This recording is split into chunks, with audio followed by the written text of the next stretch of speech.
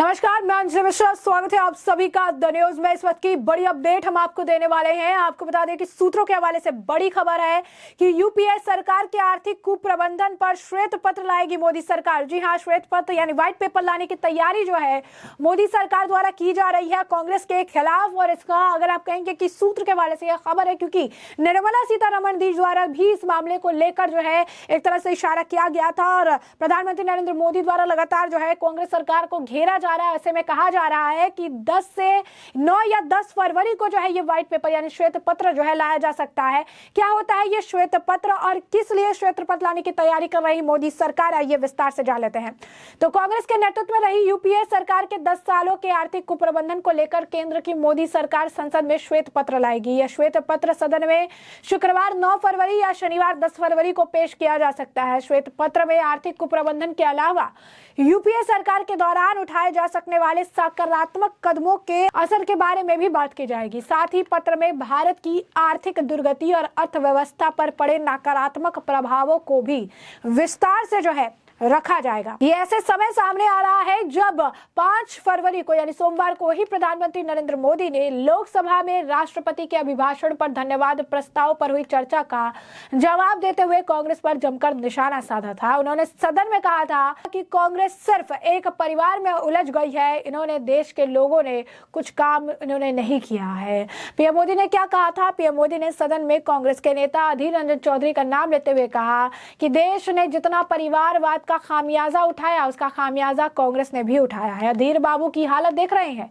मल्लिकार्जुन खड़गे उस सदन में चले गए। गुलाम नबी आजाद तो पार्टी से ही चले गए। ऐसे कई नेता परिवारवाद की भेंट चढ़ गए। उन्होंने कांग्रेस नेता राहुल गांधी का नाम लिए बिना कहा कि एक ही उत्पाद को बार बार लॉन्च करने के चक्कर में कांग्रेस की दुकान में ताला लगने की नौबत आ गई है। और क्या कुछ कहना है उनका, जरा सुनिए।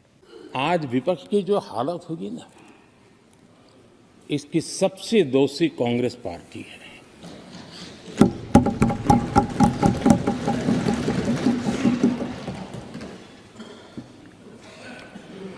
कांग्रेस को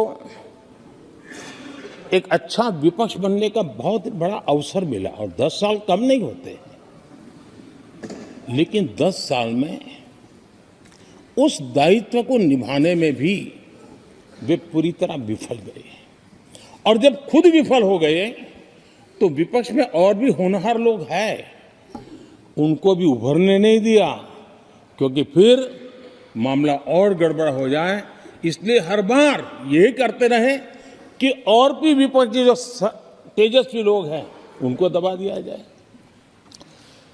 हाउस में कई यंग हमारे माननीय सांसदगण हैं, उत्साह भी उमंग भी है, लेकिन अगर वो बोलें उनकी छवि उभर जाए तो शायद किसी की छवि बहुत दब जाए। उस चिंता में इस यंग जनरेशन को मौका न मिले, हाउस को ही चलने नहीं दिए गए। यानी एक प्रकार से इतना बड़ा नुकसान कर दिया है, खुद का भी, विपक्ष का भी, संसद का भी और देश का भी। देश ने जितना परिवारवाद का खामियाजा उठाया है और उसका खामियाजा खुद कांग्रेस ने भी उठाया है। अब अधीर बाबू की हालत हम देख रहे हैं, वरना ये समय था संसद में रहने का, लेकिन परिवारवाद की सेवा तो करनी पड़ती है। अब हालत देखिए, हमारे खड़गे जी इस सदन से उस सदन शिफ्ट हो गए और गुलाम नबी जी तो पार्टी से ही शिफ्ट कर गए। ये सब परिवारवाद के भेंट चढ़ गए। तो जैसे कि आपने सुना, उन्होंने कहा कि ये बाथरूम में भी रेनकोट डालकर जो है नहाते हैं और ये कला सिर्फ डॉक्टर बाबू की ही है। प्रधानमंत्री नरेंद्र मोदी इस दौरान ये भी कहते नजर आए कि देश में जिस रफ्तार के साथ आज काम हो रहा, कांग्रेस सरकार इस रफ्तार की कल्पना भी नहीं कर सकती।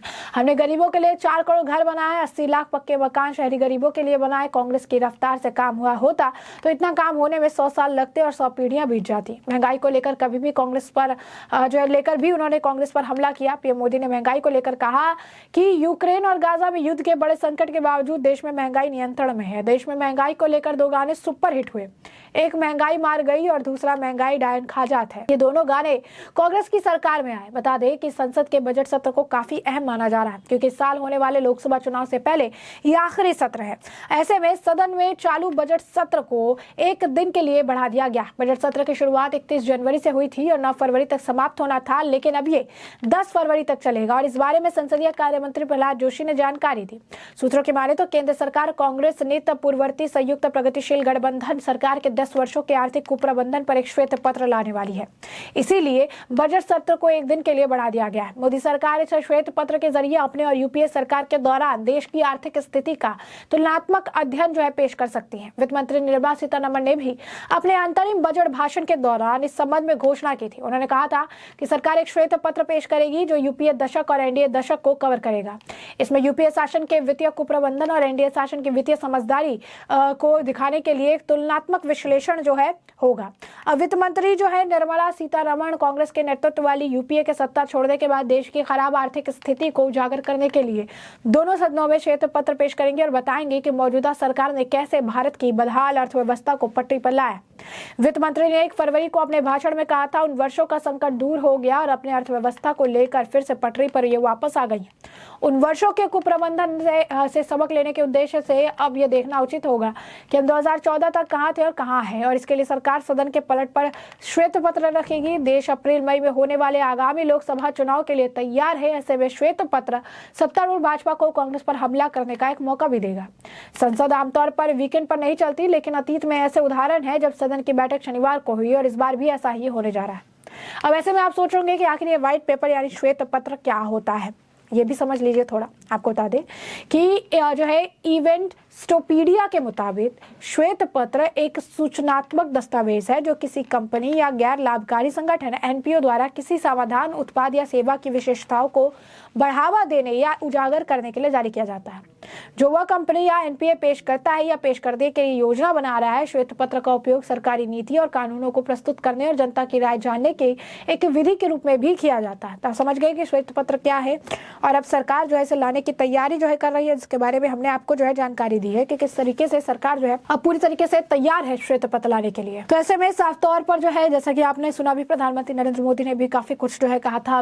उसके बाद वित्त मंत्री निर्मला सीतारमण द्वारा भी साफ तौर पर कहा गया है कि श्वेत पत्र जो है लाया जाएगा यूपीए सरकार और जो अभी की मोदी सरकार द्वारा जो काम किए गए हैं। और ऐसे में अगर श्वेत पत्र आता है तो कांग्रेस की मुश्किलें और बढ़ती नजर आएंगी। कांग्रेस द्वारा लगातार कई बार कई तरह की बयानबाजियां जो है की गई है, कई तरह की चीजें जो है कही गई है, लेकिन धरातल पर अगर आप देखेंगे, जमीन पर अगर आप देखेंगे, जमीनी हकीकत बिल्कुल अलग थलग सी नजर आई। जिस तरीके से अगर कंपैरिजन की अगर बात करें तो यूपीए सरकार के दौरान भी काफी कुछ चीजें हैं जो लोग आज भी मानते हैं कि इतना लंबा समय उन्होंने शासन किया और उस वक्त भी अगर वो चाहते तो काम कर सकते थे। मौका राम मंदिर बनाने का भी कांग्रेस को मिला था, लेकिन उन्होंने किसी को खुश करने के लिए इस काम को जो है, इस पर अगर आप कहेंगे रोक लगा रखी थी। इसको काफी लंबा इन्होंने खींच रखा था और अब मोदी सरकार में कई सारे कामों को किया गया है। बहुत स्पीड तरीके से काम हुई, अर्थव्यवस्था भी उस हिसाब से आगे भागी है, रोजगार सृजित किया गया है, राम मंदिर भी बन दिया गया है। और ऐसे में लोकसभा चुनाव जो है सिर पर है और लोकसभा चुनाव से ठीक पहले यह श्वेत पत्र कांग्रेस की मुश्किलें लगातार बढ़ाता नजर आएगा। तो ऐसे में हमने आपको जो पूरा मामला है विस्तार से बताया। इस मामले पर आपकी जो राय हो कमेंट सेक्शन में कमेंट करके हमें जरूर साझा करिएगा। धन्यवाद।